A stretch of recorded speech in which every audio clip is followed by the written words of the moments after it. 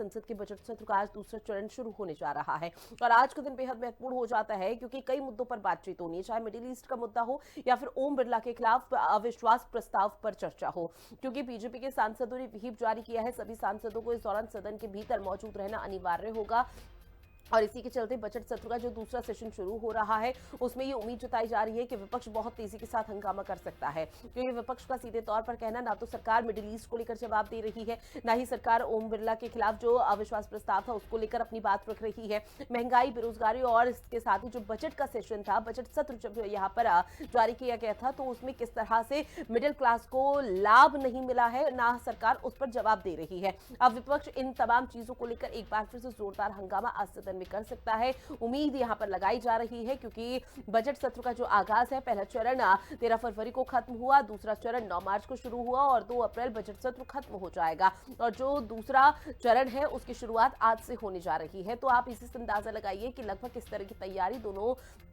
दलों की यहां पर देखने को मिल रही होगी। सत्ता पक्ष की तरफ से कोशिश यही है कि विपक्ष जिन सवालों के जवाब ढूंढने की कोशिश कर रहा है उन सवालों का जवाब दिया जा सके, लेकिन विपक्ष का सीधे तौर पर यह कहना कि सरकार उनसे डर चुकी है, इंडिया अलायंस से डर चुकी है और विपक्ष की बातों का, उनके सवालों का वो जवाब नहीं देना चाहती और एकमात्र यही वजह है जिसकी वजह से लगातार इस तरह का हंगामा देखने को मिलता है। अमूमन तौर पर तस्वीर देखने को मिली है, बजट सत्र या कोई सा भी सेशन हो तो उस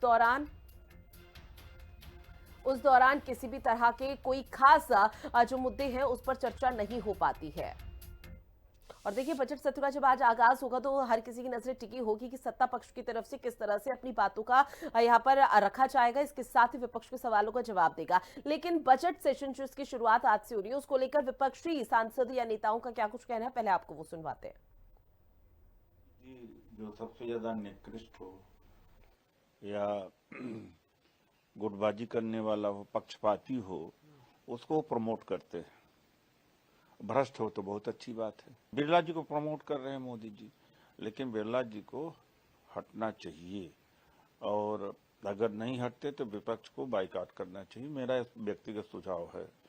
क्योंकि जिस तरह से प्रेसाइड कर रहे हैं, राहुल गांधी जी को तो बोलने ही नहीं देते हो और बोलने दिया नहीं। इसी मामले में नरवणे जी के मामले में नहीं बोले। आसन जो है वो बहुमत का नहीं होता है, आसन विश्वास पे होता है, विश्वास का होता है और निष्पक्षता पे होता है और वो लोकतंत्र का एम्पायर है। लेकिन एम्पायर ही पक्षपाती हो जाए तो फिर खेल वो लोकतंत्र का नहीं, सत्ता को हो जाता है। आसन है वो सत्ता पक्ष का होगा तो हम अपनी जिम्मेदारी से नहीं भागेंगे। जिस प्रकार राहुल गांधी जी की आवाज को दबाई जाती है, विपक्ष की आवाज को दबाई जाती है, लोकतंत्र के सर्वोच्च मंदिर में जन मुद्दे गायब हो जाते हैं, इसलिए हम लोगों ने ये मूव हमने किया है। अब तक परंपरा ये रही है कि पीठासीन अधिकारी चाहे राज्यसभा का हो या लोकसभा का, ये सब लोग जानते हैं कि उसका दल विशेष रिश्ता होता था, लेकिन कार्रवाई संचालन में दिखाई ये देता था या दिखाई देना ये चाहिए कि पीठासीन अधिकारी बनने के बाद मेरी कोई दलीय प्रतिबद्धता नहीं है।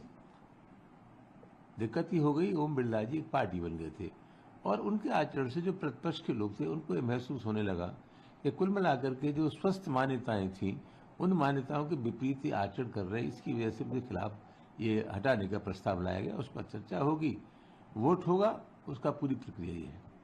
देखिए, ना तो नंबर है उनके पास, वो तो सिर्फ इस तरह का फ्रिक्शन क्रिएट करते हैं। ओम बिरला जी के बारे में हर लोग जानते हैं कि वो हर लोगों की बात सुनते हैं, बहुत अच्छे से जवाब देते हैं और बहुत लोकप्रिय भी है सांसदों के बीच में। समस्या ये है कांग्रेस पार्टी की, नो कॉन्फिडेंस देश के लोग उन पे कर रहे हैं, वो स्पीकर पर उसको ट्रांसफर करना चाहते हैं, संभव नहीं है।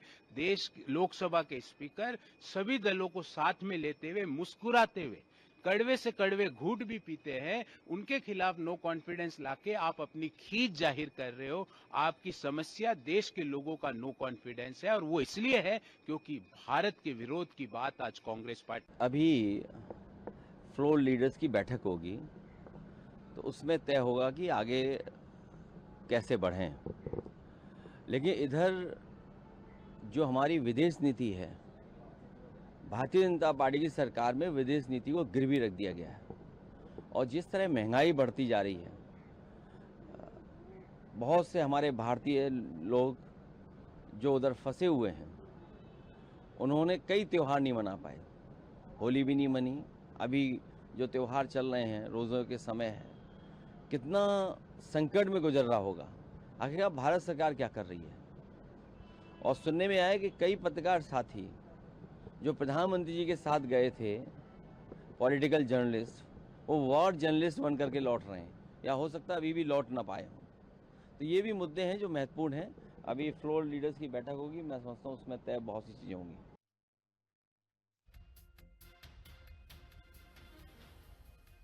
में न सिर्फ विदेश मंत्री एस जयशंकर अपनी बात रखेंगे, बल्कि तमाम दिग्गजों की तरफ से भी अपना अपना जवाब पेश किया जाएगा। लेकिन विपक्ष का सीधे तौर पर कहना है कि हम यहीं चुप नहीं होंगे, क्योंकि सरकार इससे भागने की कोशिश कर रही है। ऐसे कई मुद्दे हैं जिस पर बातचीत होनी चाहिए, जिसमें सबसे महत्वपूर्ण मुद्दा हो जाता है मिडिल ईस्ट का, कि मिडिल ईस्ट में जो भारतीय समुदाय के लोग फंसे हुए हैं, उनकी वतन वापसी आखिर कैसे कराई जा सके।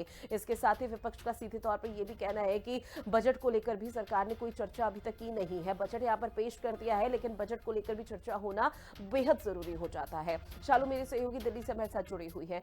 शालू, चूंकि देखिए आज एक बार फिर से बजट का जो दूसरा पार्ट है, दूसरा सेशन है, उसकी शुरुआत हो जाएगी, लेकिन इस बीच विपक्ष की क्या रणनीति है? किस तरह से सत्ता पक्ष को घेरने की तैयारी में विपक्षी पार्टी?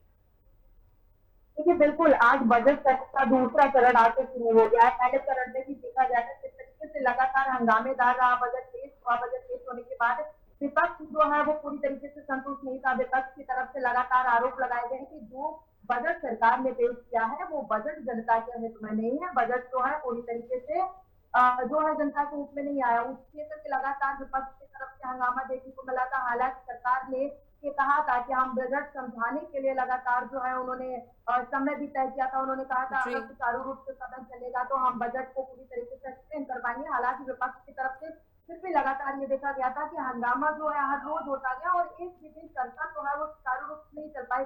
बजट आखिरकार जनता को भी समझ में नहीं आया, विपक्षी पार्टियों को भी समझ में नहीं आया। लगातार हंगामा जो है वो सदन में होता हुआ देखने को मिला। अब जब दूसरा चरण आज शुरू हुआ है तो ओम बिरला के खिलाफ, स्पीकर के खिलाफ और प्रस्ताव लाई थी विपक्ष, उस पर भी चर्चा हो सकती है, क्योंकि जिस तरीके से देखा गया कि उन्होंने पूरी तरीके से निश्चित तौर पर शालू, देखिए तमाम ऐसे मुद्दे हैं जिसको लेकर लगातार चर्चा की बात यहाँ पर विपक्षी पार्टी की तरफ से की जा रही है। लेकिन विपक्ष का ये कहना है कि मिडिल ईस्ट का भी एक ऐसा मुद्दा है जहां पर भारतीय समुदाय फंसे हुए हैं। उनकी वतन वापसी को लेकर ना ही कोई विशेष अभियान सरकार की तरफ से चलाया जा रहा है, ना ही उस पर कुछ भी स्पष्ट किया जाता है। तो क्या इसको लेकर भी सदन में गहमा गहमी का माहौल आज देखने को मिल सकता है?